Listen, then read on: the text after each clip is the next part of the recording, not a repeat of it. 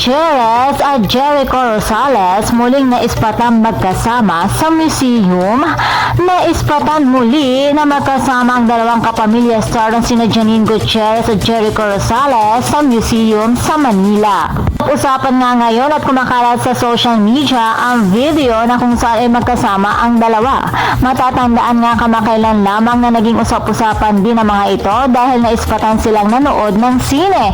Say naman ng mga netizens, nag-museum date naman daw ang mga ito ngayon with matchy-matchy outfit pa. Makikita din sa video na halatang nag-e-enjoy ang mga ito. Kinikilig naman ang mga fans ni Echo at Janine dahil super bagay daw ang mga ito at malakas din ang kanilang chemistry.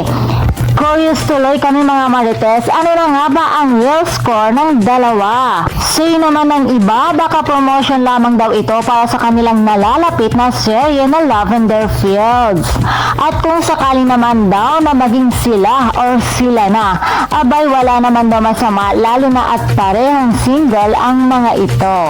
So ngayon ay wala pang reaction sina Janine at Jericho tungkol dito. Kaya naman mga chikados, abangan na lamang natin ang update ni Janine at Jericho sa kanilang relasyon. Kung ano nga ba ang kanilang tunay na relasyon. And for more showbiz update, please don't forget to like, share, and subscribe my channel. Thank you for watching.